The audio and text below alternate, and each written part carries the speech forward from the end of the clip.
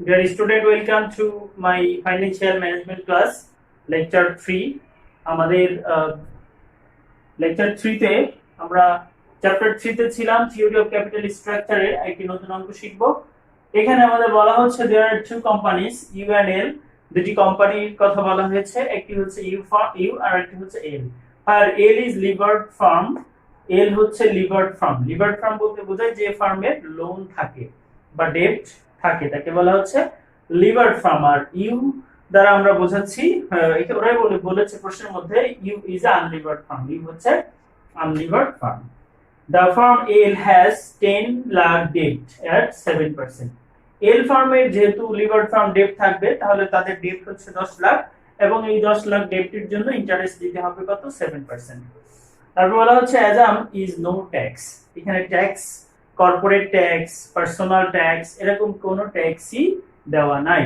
The expected EBIT is টাকা 3 lakh, EBIT earning before interest and tax সেটা দেওয়া হচ্ছে আমাদের 3 lakh and cost of equity is 16% এবং কস্ট অফ ইকুইটি হচ্ছে 16%। প্রশ্নে বলা হচ্ছে ভ্যালু অফ ইউ ফার্ম নির্ণয় করতে হবে, value of L firm, cost of equity of U firm, market value of share, market value of share of L firm. L ফার্মের জন্য মার্কেট শেয়ারের মূল্য কত অর্থাৎ ইকুইটি কত সেটা চেয়েছে আমাদের। তাহলে আমরা ক্যালকুলেশনে চলে যাব। এই নাম্বারের মধ্যে বলা হচ্ছে ক্যালকুলেশন অফ ভ্যালু অফ কোন firm U firm, U firm অর্থাৎ ভি ইউ বের করতে হবে। আচ্ছা ওই নাও দেখো ভ্যালুর সূত্র আমরা শিখেছি কি ইবিআইটি ডিভাইডেড বাই কে0। আর এখানে যেহেতু আমাদের ইউ ফার্ম এবং এল প্রশ্নে ইউ এবং এল ফার্মের কথা বলা থাকলে কিন্তু বুঝতে হবে এমএম মডেল। তাহলে এমএম মডেলের জন্য আমাদের এখানে U V U value of unlevered firm আমরা এটি লিখতে পারি অথবা EBIT minus interest divided by কে0 লিখতে পারি অথবা আমরা লিখতে পারি ইএলজি ডিভাইডেড বাই কে0। তিনটি কিন্তু একই সূত্র, তিনটি যেখানে যেটা ইউজ করব না কেন একই হবে। কিভাবে একই হবে? ইবিআইটি ডিভাইডেড বাই কে0, ভিইউ বলতে ভ্যালু অফ আনলিভার্ড ফার্ম যে ফার্মে কোনো লোন নাই, লোন না থাকে সে ফার্মে ইন্টারেস্টও থাকে না। এখন আমি যদি এটি না লিখে যদি এটি লিখি আমার কোনো প্রভাব পড়ে না। ইবিআইটি মাইনাস ইন্টারেস্ট, দেখো লোন নাই ইন্টারেস্ট নাই তাহলে ইন্টারেস্ট কি হবে? 0 হবে। সুতরাং আমি এটি লিখলেও যা এটি লিখলেও একই উত্তর আসবে। আবার যে ফার্মের লোন নাই ইন্টারেস্ট নাই সে ফার্মের ইবিআইটিও যা ইএলটিও সেম জিনিস। সুতরাং আমরা তিনটা সূত্র বিভিন্ন জায়গায় এই তিনটা সূত্রের অ্যাপ্লাই দেখতে পাই, যার কারণে আমি তোমাদেরকে তিনটি সূত্র বলে দিলাম, তোমরা লিখে নিও যাতে তোমাদের কনফিউশন না হয়। আমি একটি ইউজ করব, সেটি হচ্ছে এটিও করতে পারি এটিও করতে পারি, আপাতত এটি ইউজ করি। তাহলে ইবিআইটি হচ্ছে আমাদের কত? 3 লাখ। আচ্ছা আর এটি যদি আমি ইউজ করি তাহলে কি লিখবো? এখানে মাইনাস ইন্টারেস্ট তো নাই আমি 0 লিখলাম। আর কে0 কথাটা তোমাদের মনে আছে হয়তো, যে ফার্মের লোন নাই বা ডেট নাই সে ফার্মের কেই এবং কে0 একই জিনিস। তাহলে এখানে কে0 হবে, যেহেতু আমার কস্ট অফ ইকুইটি দেওয়া আছে 16% কস্ট অফ ইকুইটি, সো আমার কে0 হচ্ছে 16% বা 0.16। আবার বলছি যে ফার্মের ডেট থাকে না অর্থাৎ আনলিভার্ড ফার্মের ডেট থাকে না, সো এই আনলিভার্ড ফার্মের কেই এবং কে0 একই হবে। তাহলে আমরা 0.16 লিখবো। এটা আমাদের এখন কি করতে হবে? ক্যালকুলেশন করতে হবে। 3 লাখ থেকে 0 মাইনাস করলে তো 3 লাখই হবে। 3 লাখ ডিভাইড বাই 0.16 তাহলে আমাদের এসেছে 18,75,000। আমরা এটি পেলাম। এরপরে হচ্ছে আমাদের বি নাম্বার। তাহলে আশা করি বুঝতে পেরেছো, খুবই সহজ। বি নাম্বার বলা হচ্ছে ভ্যালু অফ এল ফার্ম অর্থাৎ লিভার্ড ফার্মের ভ্যালু কত। শিক্ষার্থীরা যে অঙ্কে আমাদের ট্যাক্স থাকে না সেখানে লিভার্ড ফার্মের ভ্যালু এবং আনলিভার্ড ফার্মের ভ্যালু সেম থাকে। আমি কিন্তু এই কথাটি লিখে দিলেও হয় যে as here there is no tax rate, so the value of U firm and value of L firm is same. But অথবা আমরা সূত্রের মাধ্যমেও ক্যালকুলেশন করতে পারি, আমি করে দেখাচ্ছি তোমাদেরকে। তো এখানে VL বের করতে বলেছে, তাহলে VL এর একটা সূত্র আছে, সেটা হচ্ছে VU plus debt into tax TC তে হচ্ছে কর্পোরেট ট্যাক্স। আচ্ছা, তো VU কত হয়েছে একটু আগে আমরা বের করেছি 18,75,000 আর প্লাস ডেট আমাদের দেওয়া আছে কিন্তু 10 লাখ ইনটু ট্যাক্স রেট তো নাই, তার মানে 0। তাহলে কিন্তু এইটা গুণ করলে কি হবে, 0 হবে। সুতরাং আলটিমেটলি উত্তর কত হবে, 18,75,000। তাহলে আমার কথার প্রমাণ তোমরা পেয়েছো। দেখো 18,75,000, 18,75,000, অর্থাৎ যে ফার্মের ট্যাক্স যে ট্যাক্স থাকে না, সেই ফার্মের ভ্যালু অফ লিভার্ড ফার্ম এবং ভ্যালু অফ আনলিভার্ড ফার্ম কি হবে, সেম হবে। এবার আমি চলে যাব সি নাম্বার রিকোয়ারমেন্ট।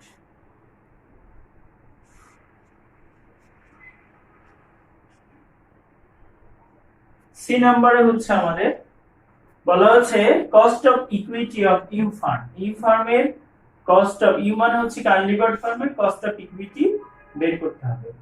তো কস্ট অফ ইকুইটি মানে কেই, আর কেই সূত্র হচ্ছে ই আর জি ডিভাইডেড বাই ইকুইটি। তাহলে আমাদের ইএজি লাগবে আর ইকুইটি লাগবে। কোন ফার্মের করছি, কিন্তু অবশ্যই ইউ ফার্মের জন্য।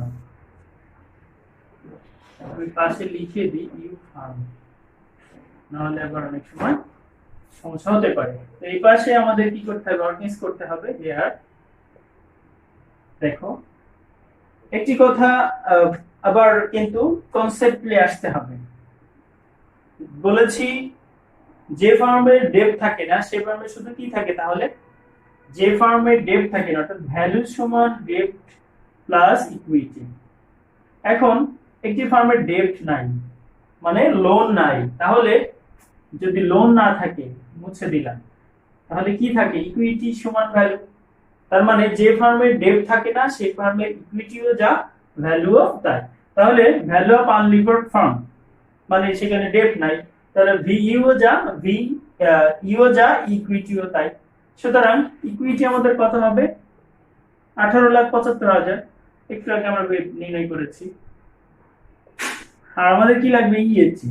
এখন ইএটি সমান আমরা কিন্তু লিখতে পারি ইবিআইটি মাইনাস ইন্টারেস্ট। তো আমরা অঙ্কটা করছি কার জন্য, ইউ ফার্মের জন্য। ইবিআইটি কত আমার, 3 লাখ।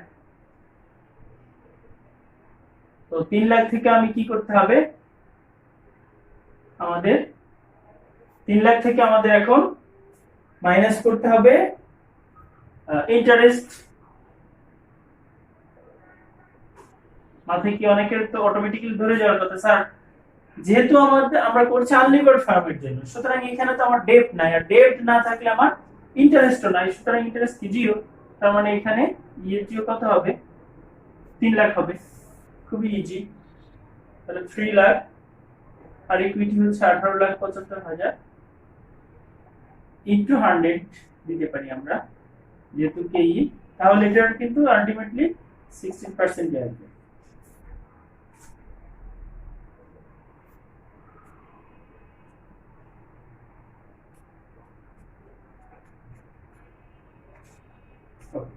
তাহলে আমরা দেখলাম এই ফার্মের জন্য কস্ট অফ ইকুইটি কত, ইউ ফার্মের 16 লাখ। এই শিক্ষার্থীরা নেক্সট হচ্ছে আমাদের কি, market value of the share. খুবই সহজ, তোমার কনসেপচুয়াল অঙ্ক এটা। তারপরে দেখো ডি নাম্বার, আমরা একটি সূত্র তোমাদের মনে আছে, বি সমান বি প্লাস ই, তাই না? এখান থেকে আমরা কিন্তু এভাবে বের করেছি। আগে প্রশ্নটি বোঝো, মার্কেট ভ্যালু অফ শেয়ার, কিসের ভ্যালু বের করতে বলেছে, শেয়ারের। মানে শেয়ার মানে ইকুইটি, শেয়ারের এক নাম ইকুইটি শেয়ার, তাই না? তো ইকুইটি বলতে আমরা ই বুঝি। এখন আমার ই লাগবে, তাহলে ই সমান আমি কি লিখতে পারি, ভি মাইনাস ডি। লিখতে পারি। তাহলে আমাদের সূত্রটি কি? এটি না লিখে আমরা লিখব কোনটা? এটি। তাহলে ইকুইটি যেহেতু বের করতে হবে ভি মাইনাস জি। এখন কোন ফর্মের? এল ফর্মের, যার কারণে আমি এখানে ভিএল লিখব। আচ্ছা, তাহলে ভিএল এখানেও আমি একটা এল লিখে দিই। তাহলে কোন, যেহেতু বলেছে এল ফর্মের বা লিভার ফর্মের, সো ভিএল আমাদের কত ছিল? 18,75,000। আর ডেপ্ট হচ্ছে কত? 10 লাখ। তাহলে মাইনাস করলে আমাদের কত আসে? 8,75,000। এটি হচ্ছে আমাদের ইকুইটি। তাহলে আমরা ডি নাম্বার অঙ্কটিও সমাধান করতে পারলাম খুব সহজেই। আশা করি অঙ্কটি ভালোভাবে বুঝতে পেরেছো। এটি আবার তোমাদেরকে প্র্যাকটিস করতে হবে, তাহলে আমরা ভালোভাবে সবাই অ্যাপ্লাই করতে পারবো। আমরা পরবর্তী অঙ্কে চলে যাব।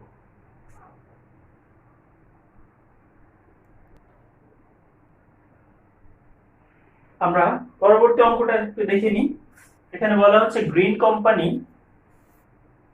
Presently is an unlevered firm. বর্তমানে গ্রিন কোম্পানিটি হচ্ছে আনলিভার্ড ফার্ম, অর্থাৎ এদের কি নাই? ডেপ্ট নাই। EBIT of this farm is টাকা 2 লাখ। এই ফার্মের ইবিআইটি হচ্ছে 2 lakh. Corporate tax rate is 35%। এখানে কিন্তু ট্যাক্স রেট দেওয়া আছে। The firm is considering to allow টাকা 1 lakh of debt at 12%.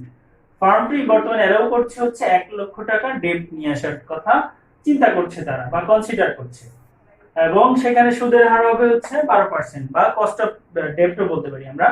R cost of equity is 18%, 18%। তাহলে কস্ট অফ ইকুইটি হচ্ছে আমাদের 18%। What will be the new value of green company? Green কোম্পানির new value কত?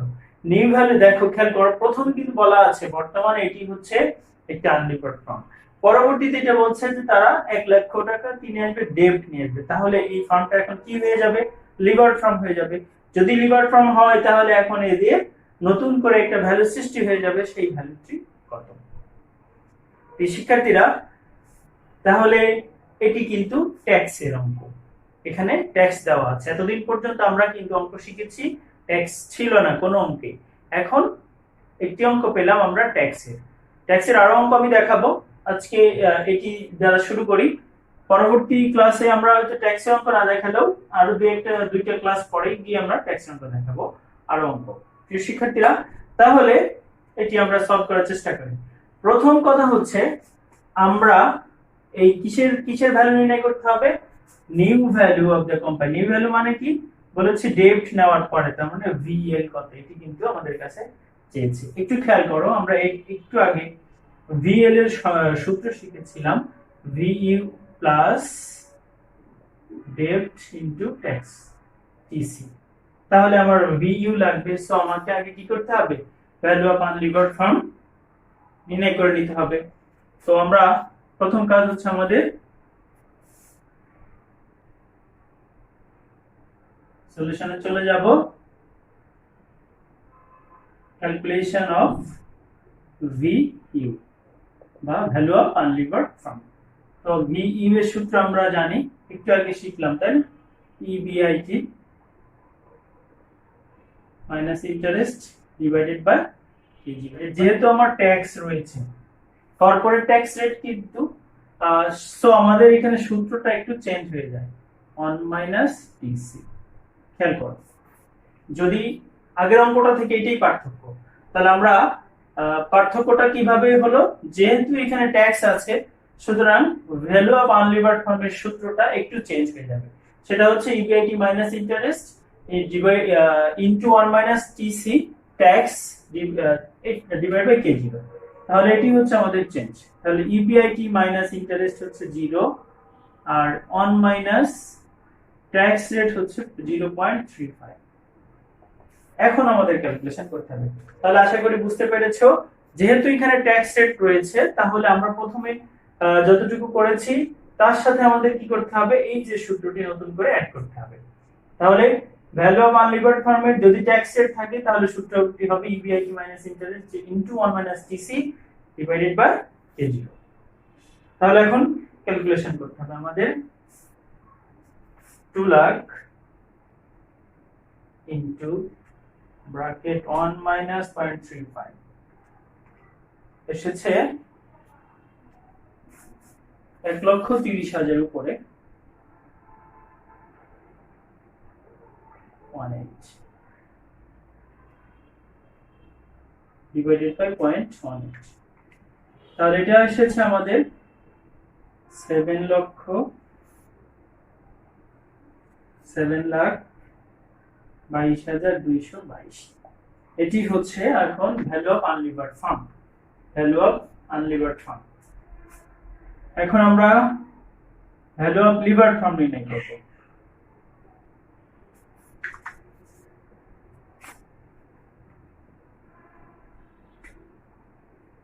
আমি একটু এখানে লিখে দিই 7,22,222 ক্যালকুলেশন অফ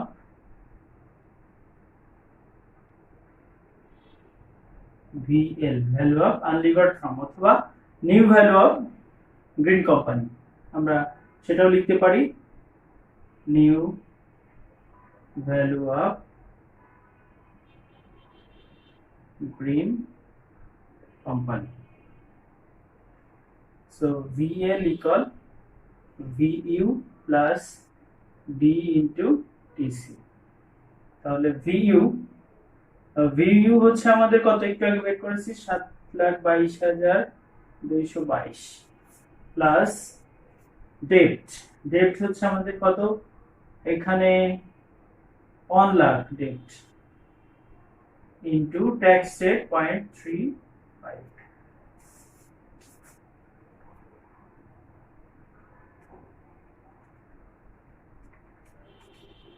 35,000 আসে তার সাথে আমি এটা একবারই যোগ করে দিই আচ্ছা ভেঙে করি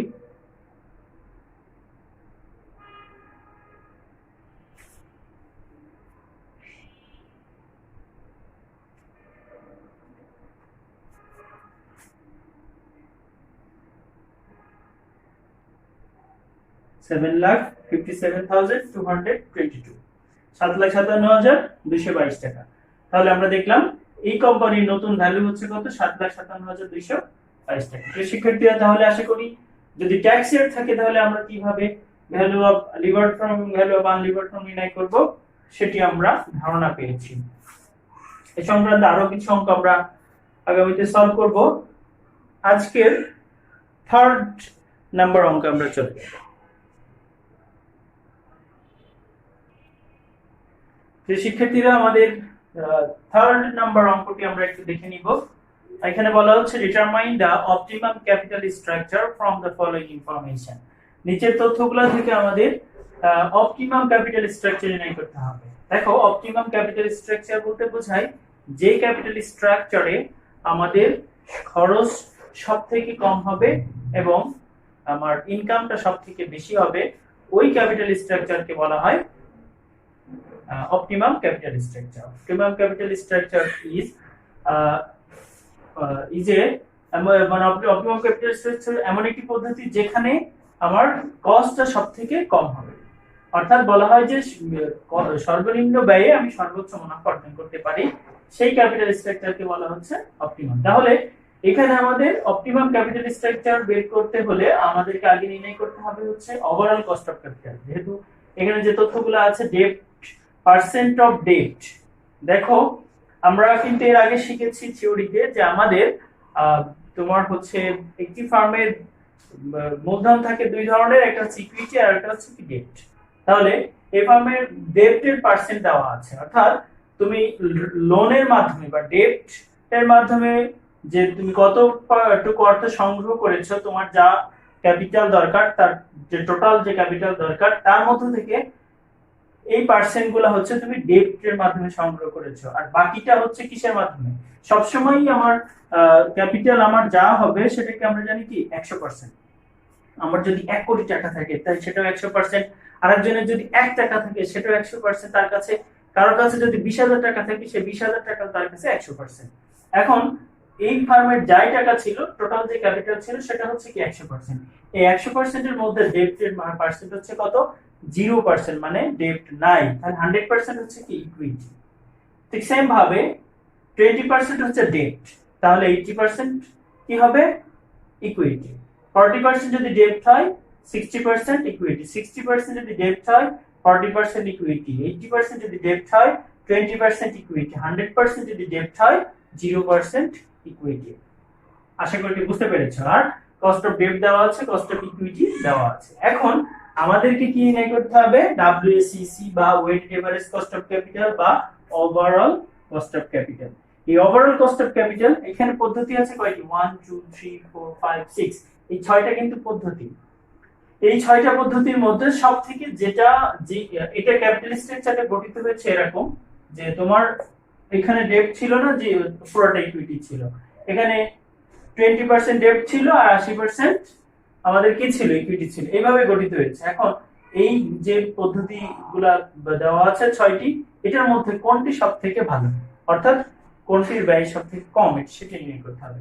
তাহলে আমরা লিখব ক্যালকুলেশন অফ অপটিমাম, আমরা এটা না লিখে দিই ওভারঅল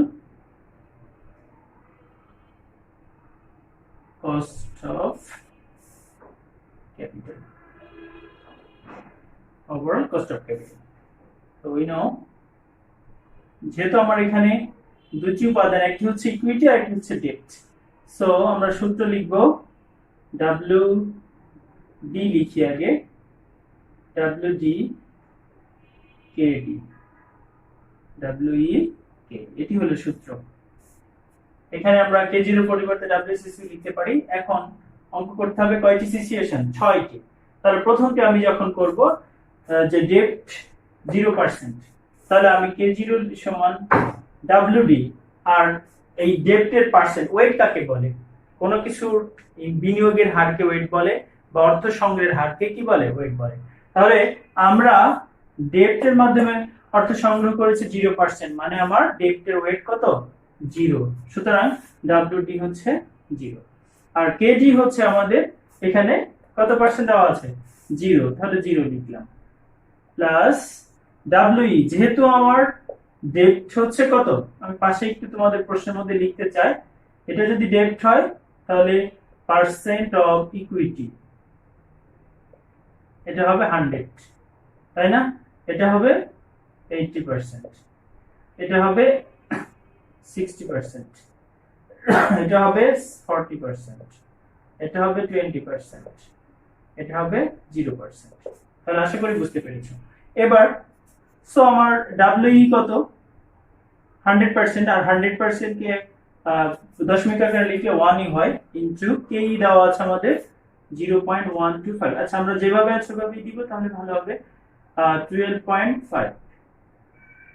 আমার উত্তরটা চলে আসবে সহজেই, ক্যালকুলেশন করব আমি, এটা যা আছে তাই হবে, তাহলে 12.5%। এক নাম্বারটা হয়ে গেল। 2 নাম্বার, K0 ইকুয়াল, একটু খেয়াল করো WG, তো WG আমার হচ্ছে কত, এই যে পার্সেন্ট অফ ডেট 20%, এটাকে আমাদের সবসময় দশমিক আকারে লিখতে হয় ওয়েটটাকে। তাহলে আর এবার KD হচ্ছে আমাদের 8%, তাহলে আমি লিখলাম 8, প্লাস যেহেতু আমার WD হচ্ছে 20%, তাহলে WE হবে 80%, মানে 0.80, ইনটু এটার ব্যয় হচ্ছে কত, 13%, তাহলে এটা হচ্ছে কত আসে দেখি, আমরা এখানে পার্সেন্ট লিখবো না, তাহলে 0.2 ইনটু 8 প্লাস 0.8 ইনটু 13, তাহলে এটি আসে হচ্ছে 12% আসে, 12% এসেছে। এরপরে হচ্ছে 3, ঠিক সেম ভাবে এবার এটাতে আসবো আমরা, KD বা WD হচ্ছে আমাদের 40%, মানে 0.40, আর KD হচ্ছে 10%, 10 প্লাস, তাহলে এটা হচ্ছে আমাদের 60, আর এটার ব্যয় হচ্ছে কত, 16, তাহলে 0.4 ইনটু 10 প্লাস 0.6 ইনটু 16, তাহলে আসে 13.6 পার্সেন্ট। এবার 4 নাম্বার A0। তাহলে আমরা কোনটা করব? এটি। তো WD হচ্ছে আমাদের 60%, মানে 0.60 ইনটু এটার ব্যয় হচ্ছে 12%, 12 প্লাস এটার WE হচ্ছে আমাদের 0.40 ইনটু কত? 17.5। তাহলে 0.6 ইনটু 12 প্লাস 0.4 ইনটু 17.5, তাহলে আসে 14.2%। 5 নাম্বার আমাদের ওয়েট, WDE হচ্ছে 80%, মানে 0.80 ইনটু এটার ব্যয় হচ্ছে 14.5 প্লাস WE হচ্ছে 20%, মানে 0.20 ইনটু 19। এই ওয়েট কিন্তু সবসময় দশমিক আকারে লিখতে হবে, কেউ ওয়েট কে পার্সেন্ট আকারে রাখা যাবে না। 8 ইনটু 14.5 প্লাস 0.2 ইনটু 19, তাহলে এটি আসে 15.4%। 6 নাম্বার লাস্ট, ফাইনালি আমরা এসেছি 100% হচ্ছে WG, তাহলে 1 ইনটু 16 প্লাস, যদি 100% ডেপ্ট হয় তাহলে ইকুইটি 0 ইনটু 22 কস্ট দেওয়া আছে, তাহলে এটা হবে 16%। এই শিক্ষার্থীরা, এবার আমি একটু মুছে দিই এগুলা, তাহলে আমাদের দেখতে সুন্দর লাগবে, আমরা বুঝতেও সহজ হবে।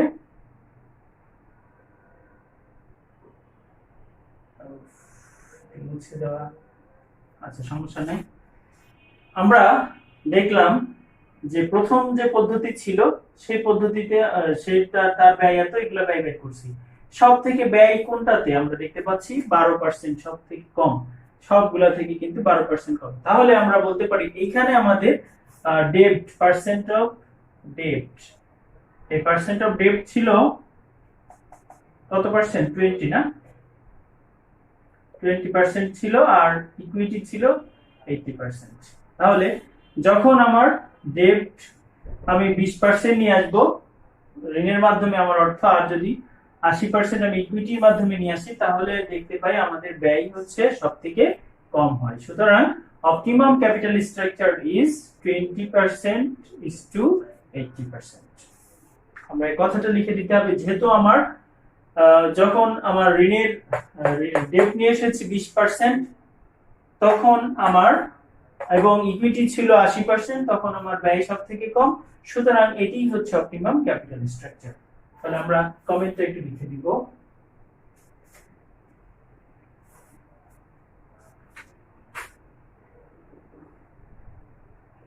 Comment,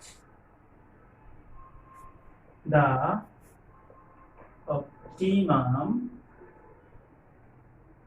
capital structure is debt is to equity equal 20% is to 80% because its cost is lower। আরো সহজে লিখে দিয়েছি, the optimum capital structure is debt is to equity 20% is to 80% because its cost is lower, কারণ এর ব্যয় সব থেকে কম। প্রিয় শিক্ষার্থীরা, তাহলে আশা করি অঙ্কগুলো আজকে বুঝতে পেরেছো। আগামী ক্লাসের আরো নতুন কিছু অঙ্ক নিয়ে হাজির হব, ততক্ষণেই। তবে আগামী ক্লাসের অঙ্কটি আরো বেশি ইম্পর্টেন্ট, আর সেই ইম্পর্টেন্ট অঙ্কগুলো দেখার জন্য আমার ইউটিউব চ্যানেলে চোখ রাখতে হবে, আর লালমাটিয়া মহিলা কলেজের গ্রুপে চোখ রাখতে হবে। যতক্ষণ না আগামী ক্লাসটা নিয়ে এসে হাজির হই, ততক্ষণ তোমরা সকলে ভালো থাকো, সুস্থ থাকো, নিরাপদে থাকো, হাসি আনন্দ এবং লেখাপড়ার মধ্যে থাকো। আল্লাহ হাফেজ।